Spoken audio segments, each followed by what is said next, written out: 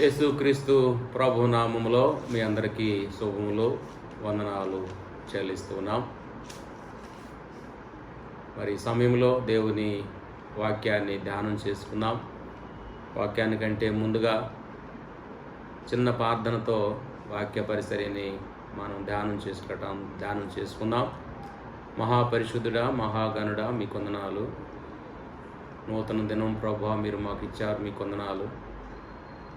మరి దినాల్లో ప్రభా మీ వాక్యానికి దగ్గరగా మేము సమీపించుటకు, మీ పాదాల దగ్గర కూర్చున్నట్టుకు, మీ వాక్యం ధ్యానం చేసుకున్నట్టు, మీ వాక్యం వినటానికి మంచి మనసును మీరు మాకు ఇవ్వండి. మీ దాసుడిని మీ సిలువ సాటును మరుగుపరచుకోండి. ఈ వాక్య ధ్యానం ప్రభా ఎలాగ చేయాలనో మీరే ఆత్మ నడిపింపు మీ దాసుడికి ఇవ్వండి. నాయన ఇనే ప్రజలు కూడా తండ్రి మేలుకరంగా, దీవెనకరంగా, ఆశీర్వాదకరంగా మేలు పొందటానికి మీ వాక్కుల ద్వారా వాళ్ళ హృదయాల్ని సంతోషపరిచి ఆనందపర్తులుగా చేయమని మీ దాసుడిని మీ చేతులకు అప్పగించుకుంటూ మీ వాక్య మన్నాన్ని మీ దాసుడు స్వరము నుంచి మీరు అందించి మీ నామానికి మహిమ తెచ్చుకోమని మా ప్రభువు మా రక్షకుడైనటువంటి యేసుక్రీస్తు వారి శ్రేష్టమైన నామములో స్తుతులు చెల్లించి ప్రార్థన చేసి అడిగి వేడుకొని దేవుని వాక్యం ధ్యానం చేసుకుంటున్నాము తండ్రి. ఆమేన్. ప్రేమైన దేవుని బిడ్డలారా, ఈ సమయంలో దేవుని వాక్య పరిసరి కొరకై కాపాడుబడుట అనే వర్తమానం మీద దేవుని వాక్యం మనం విందాం. ఎవరు కాపాడబడాలి, ఎందుకు కాపాడబడాలి, కాపాడేది ఎవరు అనేది మనం జ్ఞాపకం చేసుకొని కాపాడబడుట అనే మాట మీద దైవ వర్తమానం మనం విందాం. మొదటగా బైబిల్ గ్రంథంలో చూడండి. మనకు తెలిసిన వాక్యమే కీర్తనల గ్రంథం 121 అధ్యాయం. కీర్తనల గ్రంథం 121 అధ్యాయం వచనము 3వ వచనం చదువుకుందాం. కీర్తనల గ్రంథము 121 అధ్యాయము 3వ వచనము.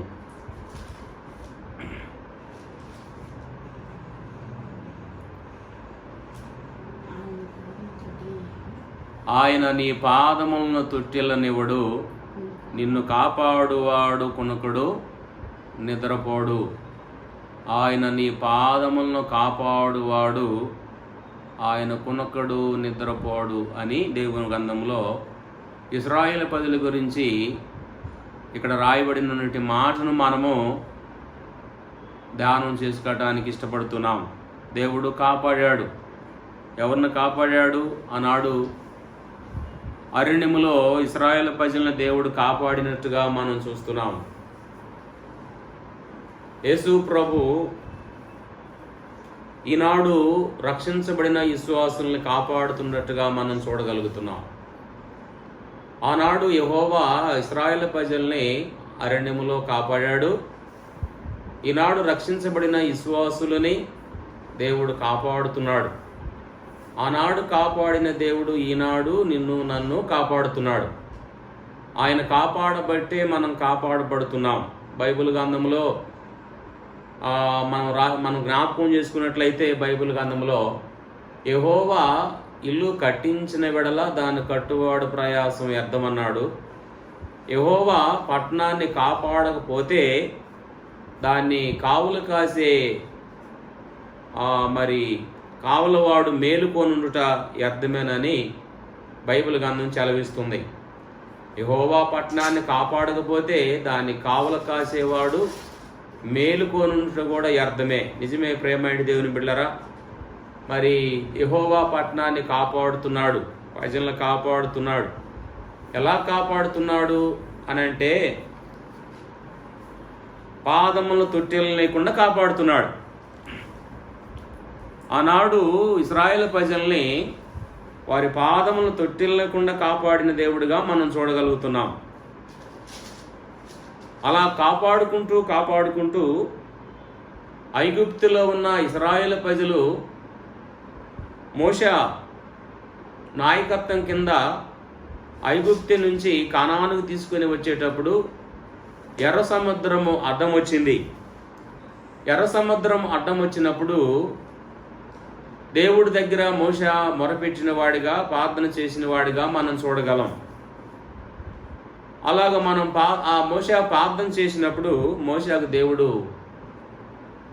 దేవుడు మాట్లాడాడు. మోషే, నీ చేతిలో కర్ర ఉంది, ఆ కర్ర తీసుకొని ఎర్ర సముద్రం ఛాయ చూపించు అన్నప్పుడు ఎర్ర సముద్రం ఛాయ కర్ర తీసుకొని చూపించగా సముద్రం ఆయలుగా చీల్చబడింది. ఆ ఎర్ర సముద్రంలో వారి పాదములకు కాపాడిన దేవుడు, సముద్రం ప్రయాణంలో వారిని కాపాడిన దేవుడు. సముద్రం దాటిన తర్వాత అరణ్య ప్రయాణంలో దేవుడు కాపాడాడు. ఎలా కాపాడాడు అని అంటే ఆయన పుణగకుండా కాపాడాడు, నిద్రపోకుండా కాపాడాడు, పాదములు తొట్టెలనివ్వకుండా కాపాడాడు. ఇశ్రాయేలు ప్రజల్ని కాపాడిన దేవుడు ఈ దినాలలో నిన్ను నన్ను కాపాడటానికి ఆయన ఇష్టపడుతూ ఉన్నాడు. ఆయన ఒకసారి వాగ్దానం చేసి మళ్ళా వెనక్కి తీసుకునే దేవుడు కాదు. మన దేవుడు నమ్మదగిన దేవుడు. ఒకసారి వాగ్దానం చేస్తే వేళ ఆయన నెరవేర్చేవాడుగా మనం చూడగలుగుతున్నాం. ఆ రీతిగా ఈ సమయంలో ఆనాడు ఇశ్రాయేలు ప్రజలను ఎర్ర సముద్రంలో కాపాడాడు, అరణ్యములో కాపాడాడు. అరణ్యములో ప్రయాణములో ఎలా కాపాడాడు అని అంటే వారికి చీకటి తగలకుండా అగ్ని స్తంభాన్ని అడ్డం పెట్టి కాపాడాడు. ఎండ తగలకుండా మేఘ స్తంభాన్ని పెట్టి కాపాడాడు. ఆకలి అయింది, వారు అన్నం వండలేదు. ఆకాశం నుంచి మన్నాన్ని పంపించి ఆకలి తీర్చాడు, వాళ్ళని కాపాడాడు. అంతేకాదు దాహమైంది, బండను పగలగొట్టి నీళ్లు వారికి ఇచ్చాడు, వారిని కాపాడాడు. ప్రయాణంలో అలసట లేకుండా వారిని కాపాడాడు. అంతేకాదు వారేసుకున్నటి బట్టల మీద దుమ్ము పడలేదు, మాసిపోలేదు. వారు వేసుకున్నట్టు చెప్పులు అరిగిపోలేదు. వారి ప్రయాణం అంతట్లో దేవుడు ఏం చేశాడు అని అంటే కాపాడాడు. ఎలా కాపాడాడు? ఇందాక మనం చదువుకున్నాం కదా వాక్యము, నీ పాదములను తొట్టిలను ఇవ్వకుండా నిన్ను కాపాడేవాడు కునకడు నిద్రపోడు అనే మాటను మనం చదువుకున్నాం. ఆయన కునికేవాడు కాదు, నిద్రపోయేవాడు కాదు. మనము కునికేవాళ్ళమే, నిద్రపోయేవారిని. దేవుడు ఎప్పుడు కొనకడు నిద్రపోడు అని లేఖనం సెలవిస్తుంది. అలాగా దేవుని సన్నిధిలో దేవుడు ఇశ్రాయేలు ప్రజల్ని ప్రయాణంలో కాపాడినట్టుగా మనం బైబిల్ గ్రంథంలో జ్ఞాపకం చేసుకున్నాం. మొదటి మాట, నీ పాదములను కాపాడువాడు ఆయన అని మొదటి మాటని మనం జ్ఞాపకం చేసుకుందాం. రెండవ మాట చూద్దాం, చూడండి. రెండవ మాట 116వ అధ్యాయం, కీర్తనల గ్రంథము 116వ అధ్యాయము వచనము 3వ వచనం, 7వ వచనం చదువుకుందాం. 116వ అధ్యాయము 6వ వచనం. యెహోవా సాధువులను కాపాడువాడు, యెహోవా సాధువులను కాపాడువాడు అని బైబిల్ గ్రంథంలో రెండవ మాటగా మనం చూస్తున్నాం. సాధువులు ఎవరు అంటే భూలోక యాత్రలో కొంతమంది సాధువులను మనం చూస్తాం. వారికి తినటానికి ఆహారం వారికి సమకూర్చుకారు. ఏ దినానికి ఆ దినామే ఆహారం వారు ఎతుకుతూ ఉంటారు. వారు వస్త్రాలను సమకూర్చుకారు. ఏ దినానికి ఆ దినానికి వారు వస్త్రాలు వేసుకోవడానికి సిద్ధపడుతూ ఉంటారు. సాధువులు అంటే వారికి భూమి మీద లోకం మీద ఎలాంటి ఆశలు కోరికలు వారికి ఉండవు. అలాగే సాధువులని దేవుడు కాపాడేవాడు అని అంటే ఇది నేను లోకానుసారంగా చెప్పాను. ఆత్మానుసారంగా సాధువులు ఎవరు అంటే ఆయనకి సమర్పించుకొని ఆయన వస్తాడు, నన్ను తీసుకొని వెళ్తాడు అని ఒక మంచి మనసు కలిగి ఆయన మీద ఆధారపడి ఆయన సన్నిధిలో జీవించేవారే సాధువు కలిగిన వారు. అందుకని దేవుడు సాధువులని కాపాడును అని రెండవ మాట మనం చూస్తున్నాం. సాధువుల్ని కాపాడేవాడు దేవుడే. మూడవ మాట చూద్దాం, చూడండి. మూడవ మాట ఇందాక చదువుకున్నాం మనం 121వ అధ్యాయం 3వ వచనం చదువుకున్నాం. ఇప్పుడు 7వ వచనం చదువుతాం. 7వ వచనం, ఏ అపాయము రాకుండా యెహోవా నిన్ను కాపాడును. ఏ అపాయము రాకుండా యెహోవా నిన్ను కాపాడును. అపాయము రాకుండా దేవుడు ఏం చేసేవాడు? కాపాడేవాడు.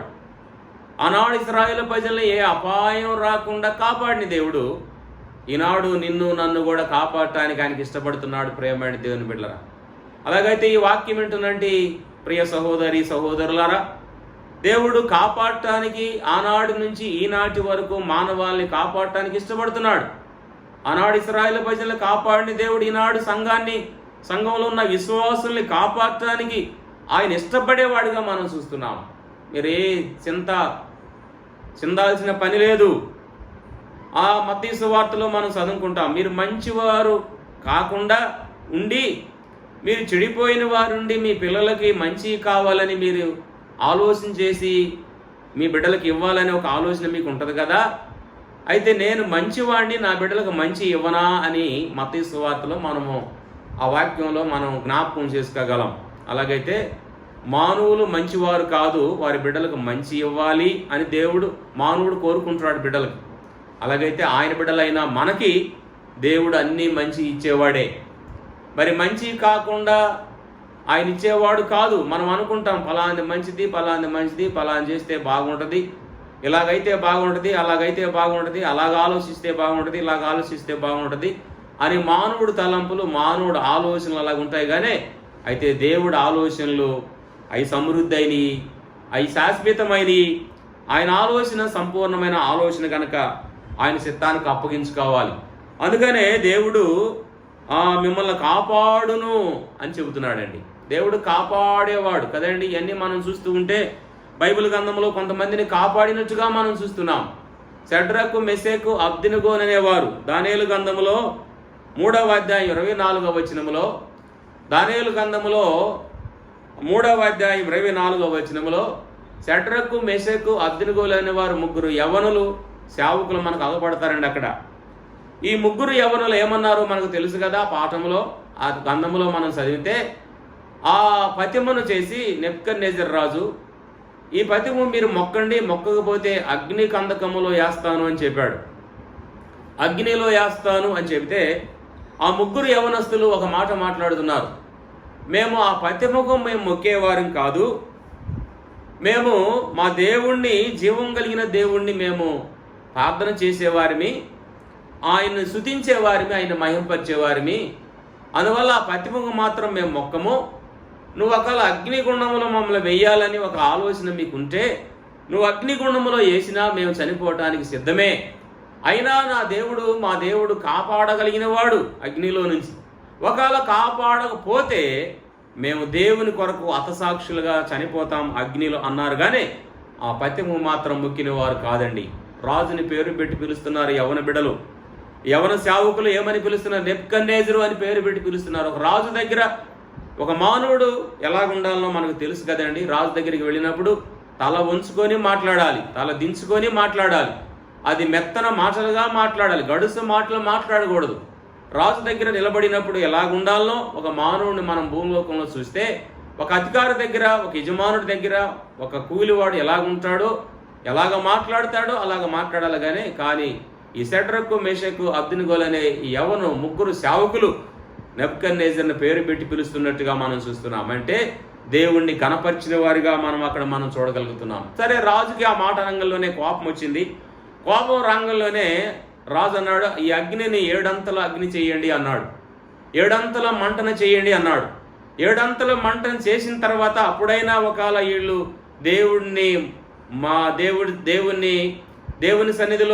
దేవుని సన్నిధిని విడిచిపెట్టి అప్పుడైనా సరే నేను పెట్టిన ఈ పతిముకు మొక్కుతురేమోనని ఆలోచన కలిగి నెబుకద్నెజరు 7 అంతల మంటను చేశాడు. కానీ అయితే వాళ్ళు అంటున్న మాట ఎందుకు తెలుసా? నువ్వు 7 అంతలు కాదు 14 అంతలు చేసినా మాకేమీ భయం లేదు, మేము నీ పతిముకు మాత్రం మొక్కం. మా దేవుడు నమ్మదగిన వాడు, జీవం కలిగిన వాడు, కాపాడగలిగిన వాడు అగ్నిలో అన్నారండి. అందువల్ల అగ్నిలో ఈ ముగ్గురు యవనుల్ని, సేవకుల్ని అగ్నిలో వేశారు. కానీ అయితే వారు అగ్నిలో ఆ రాజు కగపడుతున్నటి మంది ఎంతమంది అంటే ముగ్గురుగా ఆ అగ్నిలో పడవేస్తే 4 మనుషులుగా అగపడుతున్నట్టుగా మనం చూస్తున్నాం.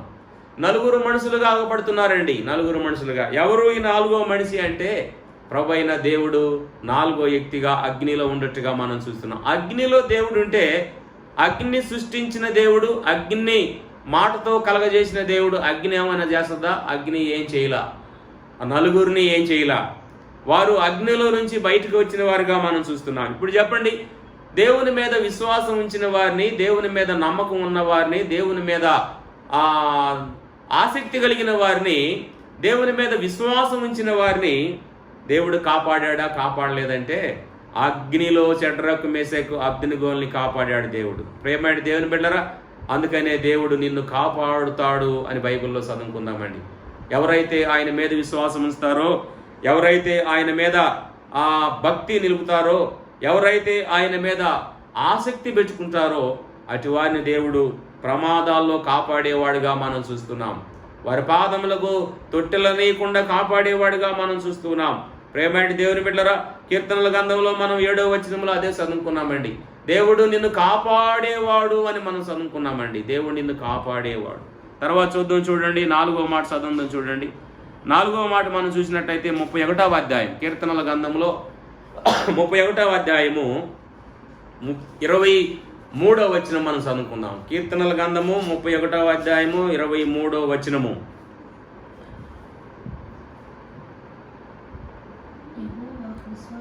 యెహోవా విశ్వాసులను కాపాడువాడు. యెహోవా ఎవరిని కాపాడుతాడంట? విశ్వాసులను కాపాడుతాడని బైబిల్ చదివిస్తుందండి. దేవుడు విశ్వాసులను కాపాడుతున్నట్టుగా మనం చూస్తున్నాం. ముఖ్యంగా మరి కరోనా భూమి మీదకి వచ్చి దాదాపు జనవరి నెలలో ప్రారంభమైంది. అంతకంటే ముందే ప్రారంభమైందని కొంతమంది చెబుతున్నారు. అయినప్పుడును వ్యాధి భూమి మీద అనేక మందికి వ్యాపించి చనిపోతున్న స్థితిని మనం చూస్తున్నాం. ఒకరికొకరు కలుసుకోవడానికి వీల్లేదు. మరి ఇలాంటి అపాయకరమైన దినాలలో, మరి మరణకరమైన దినాలలో, ప్రమాదకరమైన దినాలలో మనం ఉంటుండగా దేవుడు చెబుతున్నమాట, విశ్వాసుల్ని కాపాడును. ఎవరిని కాపాడుతుడు దేవుడు అంటే? ఆయన మీద విశ్వాసం ఉంచేవారిని దేవుడు కాపాడేవాడు. షడ్రకు మెషకు ఎవరి మీద విశ్వాసం ఉంచారండి? ఆయన మీద విశ్వాసం ఉంచినట్టుగా మనం చూస్తున్నాం. 4వ మనం చూసినట్లయితే ఆయన మనం చూసాం కదండి. 4వ విశ్వాసుల్ని కాపాడేవాడు. విశ్వాసుల్ని కాపాడేవాడు. దీన్ని బట్టి మనకు జ్ఞాపకం చేసుకున్నట్లయితే మరొక విశ్వాసం చూద్దామండి. బైబిల్లో దానియేలు గ్రంథం 6వ అధ్యాయం 16వ వచనంలో మనం జ్ఞాపకం చేసుకున్నట్లయితే దానియేలు కూడా ఇదే షడ్రకు మెషకు అబ్దెనగోలకు వచ్చినట్టు ఆలోచన ఆయన కూడా వచ్చింది. ఆయన కూడా సింహం బోన్లో పడవేయటానికి రాజు ఇష్టపడ్డాడు. ప్రార్థన చేయటానికి వీల్లేదు దానియేలు అని దానియేలుకి శాసనం చేయబడి దానియేలుని ఆజ్ఞాపించాడు రాజు. ఆజ్ఞాపిస్తే ఆయన ఏం చేశాడు అంటే, నేను కూడా నీ ఆజ్ఞలకు లోబడేవాడిని కాదు, నా దేవుడికి నేను ప్రార్థన చేసుకోవాలి అని తన ఇంటి మీద ఉన్నటి గదిలోకి వెళ్ళి అక్కడ మోకాళ్ళుని తూర్పు పక్కనుంటి కిటికీలు తెరిచి దేవునికి సన్నిధిలో ముమ్మారు ఆయన ప్రార్థన చేస్తున్నట్టుగా మనం చూస్తున్నాం. ఆ ప్రార్థన చేస్తూ ఉంటే ఆ రాజు సైనికులు వెళ్ళి రాజుకు చెప్పారు, దానియేలు నువ్వు చెప్పిన ఆజ్ఞలు మీరి తన దేవునికి మళ్ళా యథావిధిగా ఆయన మోకాళ్ళుని దేవునికి ప్రార్థన చేస్తున్నాడంటే రాజు కోపం వచ్చింది. కోపం వచ్చినప్పుడు ఆ శిక్ష మనకు తెలుసు. ఎవరైనా నేను చెప్పిన ఆజ్ఞకు లోపడకుండా ఏ దేవుడినైనా ఏ దేవతనైనా పూజలు పునస్కారాలు చేస్తే వాళ్ళని తీసుకుపోయి సింహం బోన్లో పడేస్తాను, సింహాలు తినేస్తాయి అని రాజు ఆజ్ఞ ఇచ్చినట్టుగా మనం చదవగలం బైబిల్లో. అయితే ఆజ్ఞను తిరస్కరించి వేసి సజీవుడైన దేవుడికి, ఆయన నమ్ముకున్న దేవునికి దానియేలు ముమ్మారు యథాయిదిగా రోజు ఎలాగ ప్రార్థన చేస్తున్నాడో అదే ఇదిగా ఆయన ప్రార్థన చేసినప్పుడు ఆ దానియేలుని కూడా తీసుకొచ్చి ఎక్కడేమన్నాడు? సింహం బోన్లో ఏమన్నాడు? సింహం బోన్లో వేసినప్పుడు, సింహం బోన్లో ఆయన పడవేసినప్పుడు సింహం ఏం చేస్తుందంట? దానియేలుని కాపాడినట్టుగా మనం చూస్తున్నాం. దానియేలుని సింహం బోన్లో పడవేసినప్పుడు ఆయన దేవుని మీద విశ్వాసం ఉంచాడు. ఎలా ఉంచాడు? నేను రాజు చెప్పిన ఆజ్ఞలకు, రాజు చెప్పినట్టు పూజలు పునస్కారాలు నేను చేయను, కానీ అయితే నా దేవుడిని మాత్రం నేను ప్రార్థన చేయకుండా ఉండలేను అని దానియేలు దేవుని మీద విశ్వాసం ఉంచాడు. గనక దానియేలు సింహం బోన్లో పడవేసినప్పుడు సింహంలో ఉన్న సింహము ఒక సైడ్ ఉంటే దానియేలు ఒక సైడ్ ఉంటే పొనుకున్న రాజు తన గదిలోకి వెళ్ళి, రాజు గదిలోకి వెళ్ళి ఆయన నిద్రపోతున్నట్టుగా మనం బైబిల్లో చదవగలం. ఆయన నిద్రపోయేటప్పుడు ఏం చేశాడు అని అంటే, ఆయనకు నిద్ర పట్టలేదంట రాత్రి అంతా. దానియేలు ఏమో హాయిగా సింహం దగ్గర కూర్చొని రాత్రంతా గడుపుతూ ఉంటే ఆ దానియేలుని సింహం బోన్లో పడవేసిన రాజు మాత్రం నిద్ర లేకుండా కలవరాలతో ఆయన నిద్ర లేకుండా ఉన్నవాడుగా మనం చూస్తున్నాం. తెల్లవారుకుండగానే త్వరగా వచ్చాడు దానియేలు. సింహం బోను దగ్గరికి వచ్చి, దానియేలు నీ దేవుడు సజీవుడు కదయ్యా, నీ దేవుడు రక్షించాడా నిన్నంటే, దానియేలు ఆ బోనులో ఉండి చెబుతున్న మాట ఏంటంటే, నా దేవుడు నన్ను కాపాడాడు అని చెబుతున్నాడండి. నా దేవుడు నన్ను కాపాడాడు అని చెప్పగలనే ఆ రాజు అంటున్న మాట, నిజమైన దేవుడు మీ దేవుడేనయ్యా అని ఆ రాజు, ఆ నెబుకద్నెజరు దానియేలుతో అంటున్నట్టుగా మనం చూస్తున్నాం. ప్రేమైన దేవుని బిడ్డరా, విశ్వాసం అంటే ఏంటి? విశ్వాసంలో కాపాడబడును అని బైబిల్లో చదువుకున్నాం కదా. విశ్వాసం అంటే దానియేలంత విశ్వాసం మనకు ఉండాలి. విశ్వాసం అంటే షడ్రకు, మెషకు, అబ్దెనెగో లాంటి విశ్వాసం మనకు ఉండాలి. ఆ విశ్వాసం ఉన్నప్పుడు దేవుడు చెబుతున్నాడు, విశ్వాసుల్ని దేవుడు కాపాడును అని చెబుతున్నాడండి. అలాంటి విశ్వాసం మనందరికి ఉందా? మనందరికి అలాంటి విశ్వాసం ఉంటే దేవుడు కాపాడబడ్డా. షడ్రకు, మెషకు, అబ్దెనెగోలు దానియేలుని కాపాడిన దేవుడు, ఇశ్రాయేలు ప్రజల్ని కాపాడిన దేవుడు నిన్ను నన్ను కాపాడుతాడు అని బైబిల్లో సెలవిస్తున్నాడండి. ఎప్పుడు ఆయన మీద విశ్వాసం ఉంచినప్పుడు దేవుడు ఆయన బిడ్డల్ని కాపాడేవాడని దేవుని వాక్యం ద్వారా మనం జ్ఞాపకం చేసుకుంటున్నాం. 4వ మాట చూద్దాం, చూడండి. 4వ మాట కీర్తనల గ్రంథమే 34వ అధ్యాయం 5వ మాట 34వ అధ్యాయము 20వ వచనం చదువుకుందాం. 20వ వచనం,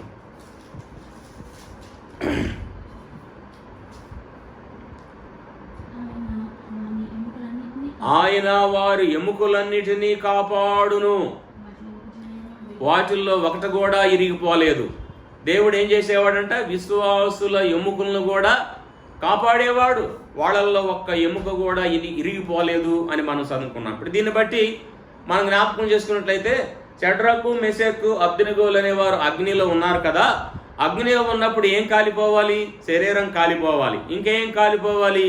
ఎముకలు కాలి బూడిదైపోవాలి. కానీ వారి ఎముకలు కూడా కాలలేదు, వారి ఎంటికలు కూడా కాలలేదు, వారి శరీరం కూడా కాలిపోలేదు. అంటే విశ్వాసులని దేవుడు కాపాడేవాడు అని బైబిల్ సెలవిస్తుంది. అందువల్ల షడ్రకు, దానియేలును కూడా సింహం బోనులో పడవేసినప్పుడు ఎముకలతో కూడా నొవిలి వేయాలి. కానీ దానియేలుని ఏం చేయలేదు సింహము. అందువల్ల మనం చూసినట్లయితే దేవుడు ఎవరిని కాపాడేవాడు అంటే విశ్వాసుల ఎముకలను కూడా విరగకుండా కాపాడేవాడు దేవుడు ఎంత మంచి గొప్ప దేవుడు మనకు ఉన్నాడు చూడండి. శరీరాన్ని కాపాడే దేవుడు కదండి, శరీరంలో ఉన్న అవయవాలను కాపాడే దేవుడు, ఆయన కొనుక్కకుండా నిద్రపోకుండా ఇశ్రాయేలు ప్రజలను కాపాడిన దేవుడు నిన్ను నన్ను కాపాడుతానంటున్నాడు. ఆ తర్వాత మన దేహంలో ఉన్న ఎముకలను కూడా కాపాడే దేవుడు, ఒక్క ఎముక కూడా ఇరగకుండా దేవుడు కాపాడినట్టుగా ఆయన బిడ్డల్ని బైబిల్ గ్రంథంలో మనం చూస్తున్నాం. ఇక్కడ 5వ మాట, ఎముకల్ని ఇరగకుండా దేవుడు కాపాడేవాడుగా మనం చూస్తున్నాం. ఎవరు ఎముకలంటే విశ్వాసుల ఎముకల్ని కాపాడినవాడు, ఇరగకుండా కాపాడిన వాడుగా మనం చూస్తున్నాం. తర్వాత చూద్దాం, చూడండి. 6వ మాట జ్ఞాపకం చేసుకుందాం. 91వ కీర్తన 11వ వచనం 91వ కీర్తన 11వ వచనం మనం జ్ఞాపకం చేసుకుందాం. చూడండి. నీ మార్గముల అన్నిటిలో నిన్ను కాపాడుటకు ఆయన నిన్ను గూర్చి తన దూతలకు ఆజ్ఞాపించుచున్నాడు. దేవుడు ఆజ్ఞాపించుచున్నాడు. ఎవరికి ఆజ్ఞాపించుచున్నాడు అంట? ఆయన దూతలకు ఆజ్ఞాపించుచున్నాడు. దేనికి ఆజ్ఞాపిస్తున్నాడు అంట? నీ ప్రయాణములో, నీ రాకపోకల్లో, నీ పోయే ప్రతి చోట దేవుని దూతలకి ఆజ్ఞాపిస్తున్నాడు. ఏమని? వారిని కాపాడాలి అంటే దేవుని బిడ్డల్ని దేవుడు కాపాడటానికి దేవదూతలకు కూడా ఆజ్ఞాపించిన వాడుగా మనం చూస్తున్నాం. అలాగైతే దేవుని బిడ్డల్ని కాపాడదండి.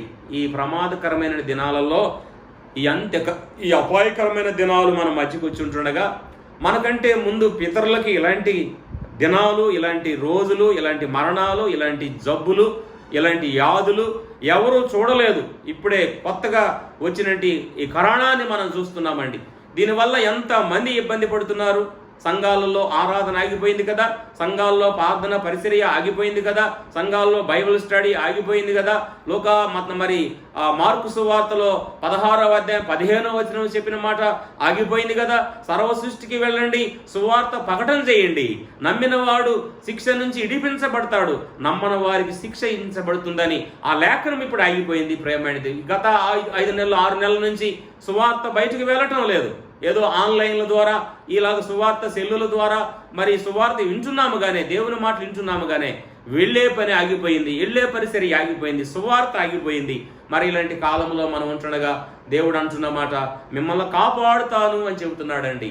ఇశ్రాయేలు ప్రజల్ని కాపాడినట్టుగానే మిమ్మల్ని కాపాడుతాను, షడ్రకు మెషకు అబ్దెనగోని కాపాడినట్టుగానే మిమ్మల్ని కాపాడుతాను, ఆనాడు ఇశ్రాయేలు ప్రజల్ని కాపాడినట్టుగానే మిమ్మల్ని కాపాడుతాను, ఆనాడు దానియేలుని కాపాడినట్టుగానే మిమ్మల్ని కాపాడుతాను, మీ ప్రయాణం అంతటిలో మీ రాకపోకల్లో మిమ్మల్ని కాపాడుతాను, నా దూతకి ఆజ్ఞాపిస్తున్నాను అని దేవుడు చెబుతున్నాడు. ప్రేమైన దేవుని బిడ్డ, ఇలాంటి మంచి దేవుడు మనకు దొరికాడు. మనకు రక్షకుడుగా, మనకు దేవుడుగా, మనకు తండ్రిగా, మనకు తల్లిగా, మనకు ఆయన గురువుగా, మనకు ఆయన ఒక దైవంగా మనకు దొరికాడు.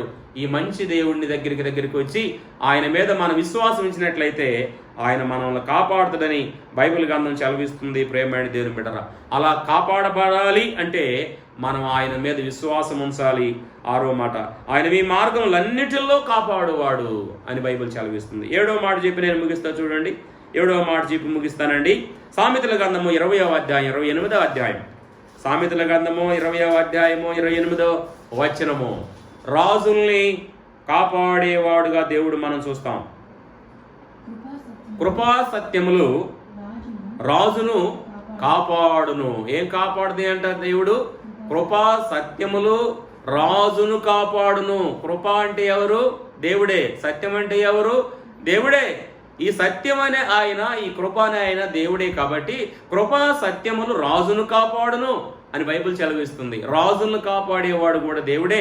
ప్రధానమంత్రి కానీ, ముఖ్యమంత్రి కానీ, రాష్ట్రపతి కానీ, గవర్నర్ కానీ, భూలోకములో ఎంతమంది రాజులు అధికారం చేస్తున్నారో ఈ అధికారం అందరినీ కాపాడేది దేవుడే. ముఖ్యంగా ఇంకా కృపా సత్యములు రాజును కాపాడనంటే ఆ రాజులు ఎవరో కాదు ప్రేమైన దేవుడు. బైబిల్ చదివిస్తుంది, రాజులైన యాజక సమూహం మీరే కదా అని చదివిస్తుంది. ఆ రాజులు మనమే.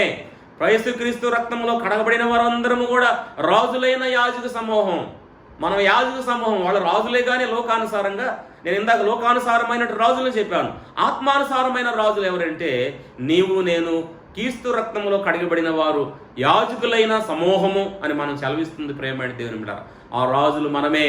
దేవుడు మనల్ని కూడా రాజులను కాపాడేవాడు దేవుడే అని చదివిస్తున్నాడండి. కృపా సత్యం అంటే కృప సత్యము, కృప దేవుడే, సత్యము దేవుడే. అందువల్ల ఆయన రాజులను కాపాడుతున్నాడు అని బైబిల్ చదివిస్తుంది. అలాగా 7వ మాటను కూడా మనం జ్ఞాపకం చేసుకున్నట్లయితే కృపా సత్యములు రాజును కాపాడును అని సెలవిస్తుంది. అలాగైతే ప్రేమ దేవుని బిడ్డారా, ఆయన ప్రతి దినము మనల్ని కాపాడేవాడు. ఎలా కాపాడేవాడు అని అంటే ఆయన కొనుక్కుండా నిద్రపోకుండా ఆనాడు ఇశ్రాయేలు ప్రజలను కాపాడిన దేవుడు ఈనాడు విశ్వాసాలను కూడా కాపాడటానికి ఇష్టపడుతున్నాడు. సంఘాన్ని కాపాడుతున్నాడు, సంఘంలో ఉన్న విశ్వాసుల్ని కాపాడుతున్నాడు, భక్తులను కాపాడుతున్నాడు, అందరినీ కాపాడేవాడు దేవుడేనని దేవుని వాక్యం ద్వారా మనం జ్ఞాపకం చేసుకున్నాం. అలాగా దేవుడు కాపాడబట్టడానికి ఈ అపాయకరమైన దినాలలో దేవుడు మనలందరిని కాపాడి తిరిగి మళ్ళా మంచి దినాలు వచ్చి మళ్ళా యథావిధిగా దేవుని సేవలో, పరిచర్యలో, ఆరాధనలో పాలుపొందులు పొందుకొని ఆనందించే భాగ్యము, ఆ కృప, ఆ దయ మనకు దేవుడు దయచేస్తుందని మనం ఆశించి విశ్వాసం ఉంచి ఆయన మీద మరి కనిపెట్టుకొని ఆయన ఆశించి ఆయన మీద విశ్వాసం ఉంచి భక్తిలో, విశ్వాసములో మనం ముందుకు సాగిన వారిగా ఉండాలని దేవుని వాక్యం ద్వారా జ్ఞాపకం చేసి ముగిస్తున్నాను. ప్రేమైన దేవుని బిడ్డలారా, యేసుక్రీస్తు పేరట మీ అందరికీ శుభములు, వందనాలు చెల్లిస్తున్నాం. వాక్యం వినండి, విశ్వాసములో భక్తి నిలపండి.